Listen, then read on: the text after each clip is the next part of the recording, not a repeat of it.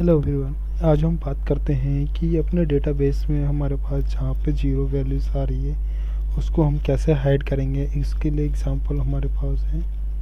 जैसे हम जाते हैं function menu, options, advance, towns में आते हैं। उसके बाद हमारे पास यहाँ ऑप्शंस आता है, display options for this worksheet, मतलब जिस वर्कशीट पे हम काम कर रहे हैं वहाँ से मुझे जीरोस वैल्यू को सेल से हाइड करना है। अगर मैं ये करता हूँ तो जहाँ पे मैं जीरो एंटर करूँगा वो मेरा जीरो वैल्यू शो होगा।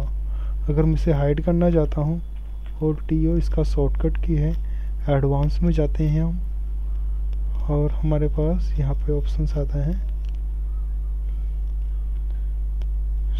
सो a zero sales the value. अगर मैं इस पर अनचेक कर देता हूँ तो मैं जहाँ पे भी मेरा जीरो रहेगा वो क्या हो जाएगा, उस सेल में विजिबल यहाँ पे नहीं होगा, बट उस सेल में जीरोस वैल्यूज रहेगी। अगर आप इसका यूजेस जैसे हम यहाँ पे करते हैं, मैं पिवट टेबल क्रिएट करता हूँ। एग्जांपल जैसे मेरा यहाँ पे क्या है, सर्कल और ऑडिट स्टेटस, और उस ऑडिट स्टेटस में जैसे मैं इसकी जगह जोन ले लेता हूँ तो मेरे जोन्स में इनका डेटा डन हुआ है। अब मैं यहाँ पे फिल्टर्स में यहाँ पे डेट डाल देता हूँ अगेन। अब मैं यहाँ पे जब डेट सेलेक्ट करता हूँ तो मेरे यहाँ पे काफ़ी सारे डेट्स में डेटा है। जिस सेल में मेरा यहाँ पे डेटा ना हो उसको हम यहाँ पे क्या कर लेते हैं, जीरो कर लेते हैं।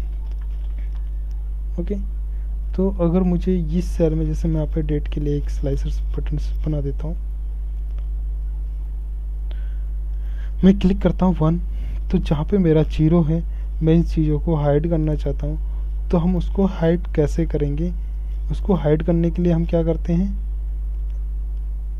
एक्सेल ऑप्शंस में जाएंगे, एडवांस, और हमारे पास यहाँ पे ऑप्शंस आते हैं so a zero in cells the have a value, मतलब जिस सेल में हमारी वैल्यू होगी वो जीरो वो शो होगी, नहीं तो नहीं होगी। तो हम इसको अनचेक कर देते हैं। तो हम देखते हैं कि जहाँ पे मेरा जिस सेल में वैल्यू है वहाँ पे हम जाएंगे तो जीरो शो होगा, बट वहाँ पे डिस्प्ले पे विजुअल नहीं होगा।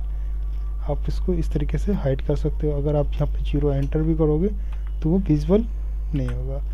अगर हम इसको जीरो को हाइड करने के लिए ऐसे यूज़ कर सकते हैं। Thank you for watching this videos, have a nice day.